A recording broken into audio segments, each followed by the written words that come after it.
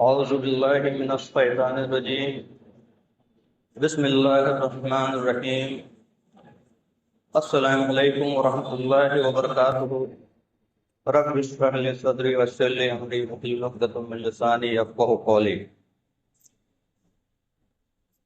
میں اپنی بات پچھلی بار جہاں پہ چھوڑا تھا اسی کو کنٹینیو کرتے ہوئے خاص کر کے نماز کی اہمیت پہ اور دعوت و تبلیغ کی اہمیت پہ، اس کی جتنی اہمیت ہونی چاہیے اور ہمارے اندر اس کی جتنی قدر ہونی چاہیے وہ نہیں ہے، اس لیے ان باتوں کو کرنا ضروری ہے۔ رسول اللہ صلی اللہ علیہ وسلم کے زمانے میں ہمیں معلوم ہوگا کہ ایون منافق بھی نماز پڑھتے تھے، چونکہ نماز نہ پڑھنے کا کوئی تصور ہی نہیں ہے اسلام میں، تو منافق اس لیے نماز پڑھتے تھے کہ کہیں میں آئیڈینٹیفائی نہ ہو جاؤں، کہیں یہ پتہ نہ لگ جائے کہ میں مسلمان نہیں ہوں۔ اس ڈر سے منافق بھی نماز پڑھتا تھا۔ اگر ہم آج اپنے آپ کو کلیم کرتے ہیں کہ ہم مسلمان ہیں اور اگر ہم نماز نہیں پڑھتے ہیں تو پھر ہمیں خود محاسبہ کرنا چاہیے کہ ہم مسلمان ہیں یا نہیں ہیں، چونکہ ایمان کا تعلق عامل الصالحات سے ہے۔ ایمان صرف ایمان اگر ہم بولتے ہیں کہ ہمارا ایمان پہ خاتمہ ہوگا اور اگر ہم عامل الصالحات نہیں کرتے ہیں تو ہمارا ایمان پہ خاتمہ نہیں ہوگا۔ جیسا کہ ہم نے لاسٹ بار وہ ایک آیت پڑھی تھی، بسم اللہ الرحمن الرحیم، والعصر ان الانسان لفی خسر، قسم ہے زمانے کی ساری انسانیت گھاٹے میں ہے۔ اس کے بعد 4 کرائٹیریا دی گئی تھی کہ کون لوگ ہیں جو بچیں گے، تو یہ سارے انسان کے لیے ہے، کوئی ایکسیپشن نہیں ہے، کوئی نہیں بچے گا اس کرائٹیریا سے۔ اس میں پہلا کرائٹیریا تھا الا الذین آمنوا وعملوا الصالحات وتواصوا بالحق وتواصوا بالصبر۔ قسم ہے زمانے کی ساری انسانیت گھاٹے میں ہے سوائے ان کے جو لوگ ایمان لاتے ہیں۔ ایمان جیسے اللہ پہ لانے کا حق ہے، فرشتوں پہ ایمان لانا، قیامت پہ ایمان لانا، رسولوں پہ ایمان لانا، اللہ کی کتاب پہ ایمان لانا، وعامل الصالحات، اور صالح عمل کرتے ہیں۔ صالح عمل کیا ہوا؟ اللہ جس چیز کا حکم دیتا ہے کرنے کا وہ کریں گے، جس سے روک دیتا ہے رک جائیں گے۔ اس میں سارے معروفات اور سارے منکرات ہے، جس سے روکنے کو کہتا ہے وہ منکرات ہے اور جو کرنے کو کہتا ہے وہ معروفات ہے۔ وتواصوا بالحق، اور وصیت کرتا ہو حق بات کی، حق بات کے لیے کھڑا رہتا ہو، سچ بات کے لیے کھڑا رہتا ہو، چاہے اس کے ساتھ کچھ بھی ہو جائے لیکن وہ حق بات خود بھی فالو کرے گا اور حق بات کی وصیت ساری انسانیت کو کرے گا۔ وتواصوا بالصبر، اور صبر کرتا ہو۔ تو یہ ایک موٹی سی چیز ہے کہ ہم آج دیکھیے کہ مسلمان کتنا پریشان ہے۔ انڈیا کی بات کریں اگر ہم تو دوسری جگہ کی بات نہیں کر رہے ہیں، ہم اپنے علاقے کی بات کریں، اپنے شہر کی بات کریں، اپنے کنٹریز کی بات کریں، تو اس پریشانی کی وجہ جو ہے ہم خود ہیں۔ بھائی ہمیں کیا کوئی بی جے پی والا نماز پڑھنے سے روکتا ہے؟ کیا روک رہا ہے ابھی؟ اللہ عالم آگے کیا ہوگا اس کا تو میں نہیں کہہ سکتا، لیکن کیا ہمیں وہ کوئی بی جے پی والے یا کوئی RSS والے گھر میں آ کے ہمارا ہاتھ پکڑتا ہے کہ بھائی تم نماز پڑھنے نہیں جاؤ گے، تم فجر کا نماز نہیں پڑھو گے، تم عشاء کی نماز نہیں پڑھو گے؟ کوئی روک رہا ہے کیا؟ ہم خود نہیں پڑھتے ہیں۔ ہمیں کیا کوئی آ کر کے RSS والا یا بی جے پی والا کہتا ہے کیا کہ تم دھوکہ دو گے بزنس میں، تم جھوٹ بولو گے، تم دھوکہ دھڑی کرو گے؟ وہ تو ہم خود کر رہے ہیں۔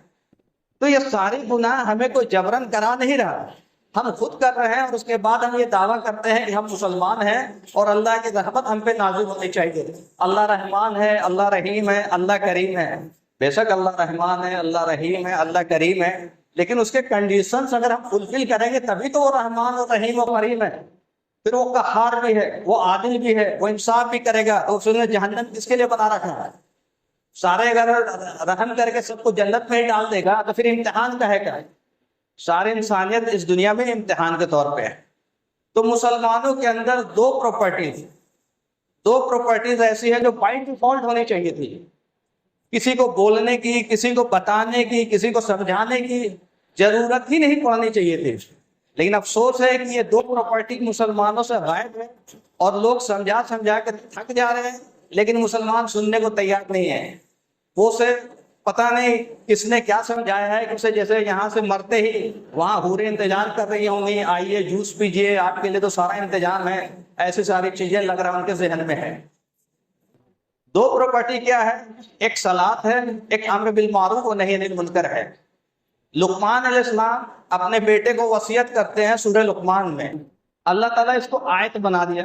لقمان علیہ السلام کی وصیت کو اللہ تعالیٰ نے جب آیت بنا دیا تو اب یہ قیامت تک کے لیے سارے مسلمانوں کے لیے وصیت ہے کہ جیسے لقمان علیہ السلام نے اپنے بیٹوں کو وصیت کیا، ویسے ہم سب کو چاہیے کہ ہمارا بیٹا یا بیٹی جب بالغ ہو تو ہم اپنے بچوں کو وصیت کریں۔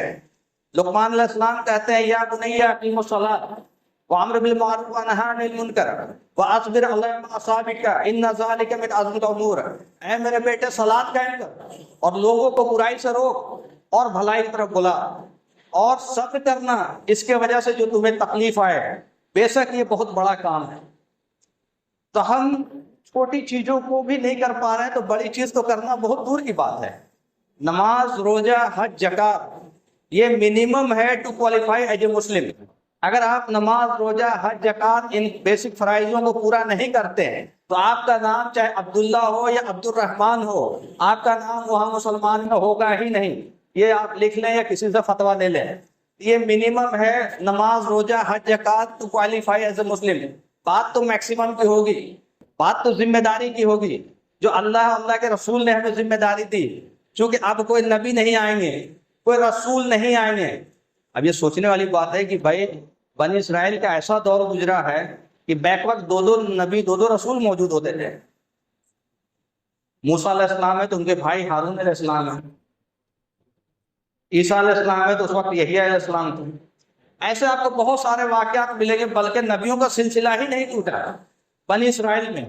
اور محمد صلی اللہ علیہ وسلم کے بعد اللہ تعالیٰ کہہ رہے کہ اب میں کسی نبی کو نہیں بھیجوں گا، کسی رسول کو نہیں بھیجوں گا، قیامت تک انسان پیدا ہوں گے۔ تو یہ تو انسانیت پہ بظاہر دیکھا جائے تو بہت بڑا ظلم ہے کہ بھائی آپ اللہ کو بنی اسرائیل کی قوم سے تو اتنی محبت تھی کہ آپ وہاں ان کے بیچ نبیوں کو بٹھا کے رکھا، ان کو سمجھانے کے لیے، سکھانے کے لیے۔ محمد صلی اللہ علیہ وسلم کے بعد کیا انسانوں سے اللہ کی محبت ختم ہو گئی کہ بھائی ہمیں کوئی نبی ہی نہیں بھیجے گا، کوئی رسول ہی نہیں بھیجے گا سمجھانے کے لیے، تم مرتے ہو مرو، جو کرنا ہے کرو؟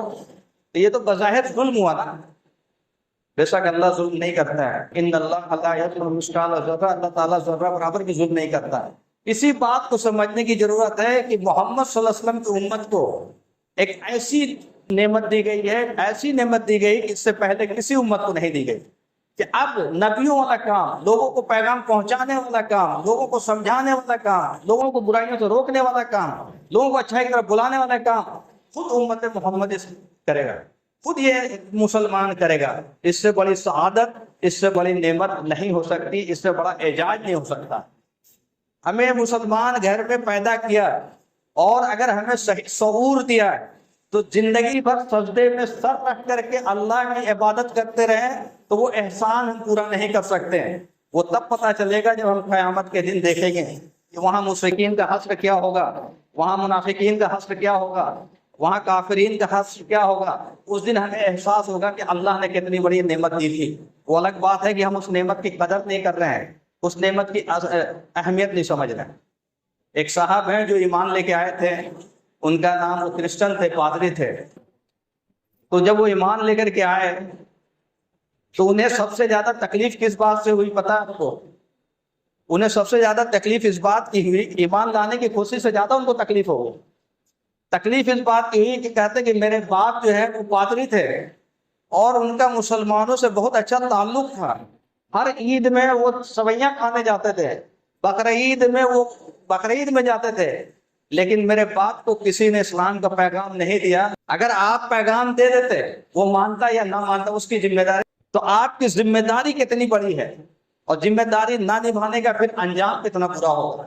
آج مسلمان دنیا میں اگر پٹ رہا اس کی واحد وجہ ہے کہ وہ اپنی ذمہ داری سے بھاگا ہوا ہے، نہ خود عبادت کرتا ہے اور نہ دوسروں کو عبادت کے لیے بلاتا ہے، نہ خود دین پہ چلتا ہے نہ دوسروں کو دین پہ بلاتا ہے، نہ خود دین کی رغبت پیدا کرتا ہے نہ دوسرے کے اندر دین کی رغبت پیدا کرتا ہے۔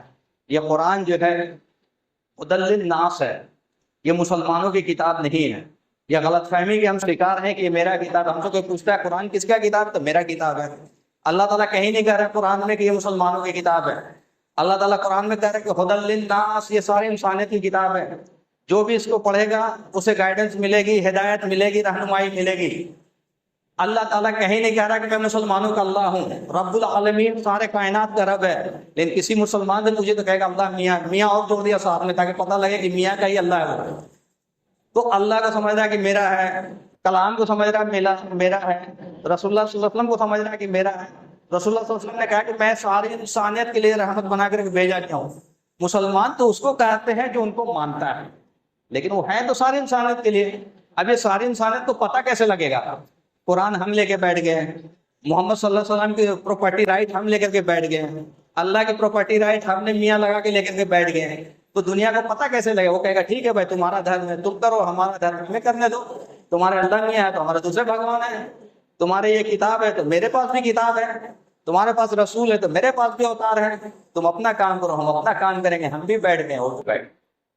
یہ جان لیجئے کہ اس کا انجام بہت خطرناک ہوگا. پیغام نہ دینے کا انجام بہت خطرناک ہونے والا ہے. قرآن میں اللہ تعالیٰ پیغام دینے والوں کی عظمت میں جو باتیں کہتا ہے، قرآن میں آتا ہے بسم اللہ الرحمن الرحیم سورہ فصلت میں وَمَنْ أَحْسَنُ قَوْلًا مِّمَّنْ دَعَا إِلَى اللَّهِ وَعَمِلَ صَالِحًا وَقَالَ إِنَّنِي مِنَ الْمُسْلِمِينَ. تم میں سے کسی کی، وَمَنْ أَحْسَنُ سپرلیٹو ڈگری میں بات آ رہی، أَحْسَنُ قَوْلًا سپرلیٹو ڈگری میں بات آ رہی. تم میں سے کسی کی بات بہترین نہیں ہو سکتی سوائے اس کے جو لوگ اللہ کی طرف بلانے کے لیے جو باتیں بتاتے ہیں.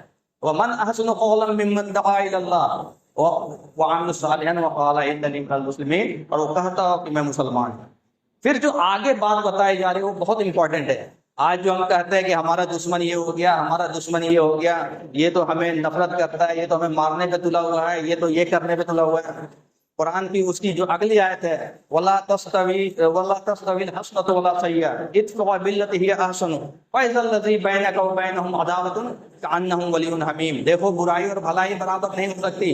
اگر وہ برائی کرے تو تم بھلائی سے دعوت دو، تم دیکھو گے کہ جو تمہارا بدترین دشمن ہے ولی الحمیم ہوگا، تمہارا بہترین دوست ہو جائے گا.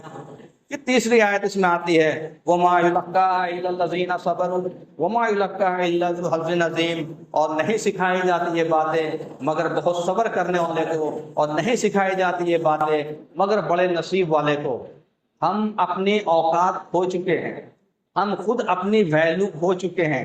ہم خود نہیں جانتے کہ ہمارے پاس ہیرا ہے اور ہم اس کو پتھر سمجھ رہے ہیں، اور دنیا اپنے پتھر کو ہیرا بتا رہی ہے، اور ہم اس کے ہیرا جو پتھر ہے اس کو ہیرا سمجھ کے اس کے پیچھے بھاگ رہے ہیں. اور ہمارے پاس ہیرا ہے چونکہ ہم خود اس کی قدر نہیں جانتے تو دنیا ہمیں کہہ رہی ہے کہ تمہارے پاس پتھر ہے، اور ہم بھی مان رہے ہیں کہ ہمارے پاس پتھر ہے.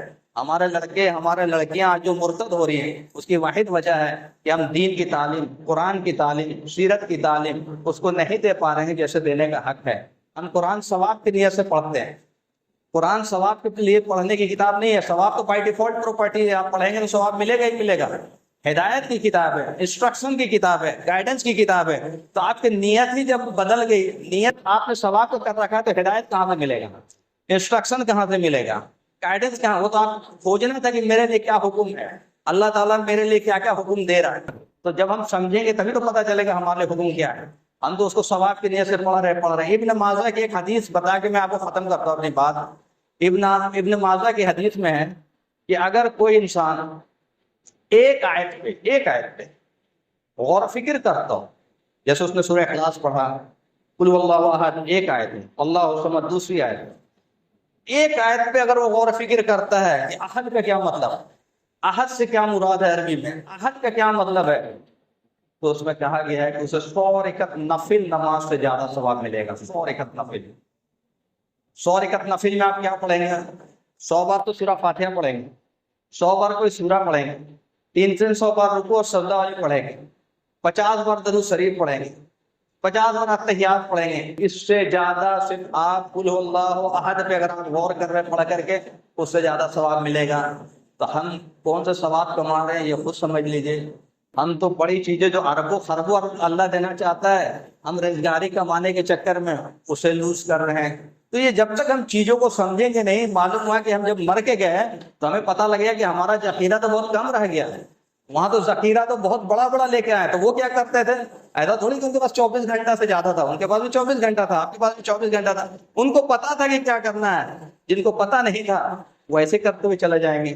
وآخر الدعوانا والحمدللہ رب العالمین. ہم سب نیت کریں کہ کم سے کم ہم صلات نہیں چھوڑیں گے، اور ہم سب نیت کریں کہ ہم اللہ کا پیغام ساری انسانیت کو پہنچائیں گے. تو یہ کام بہت آسان ہے، اور اگر کسی کو سمجھنا ہو، سیکھنا ہو کہ بھائی کیسے لوگوں تک پیغام پہنچا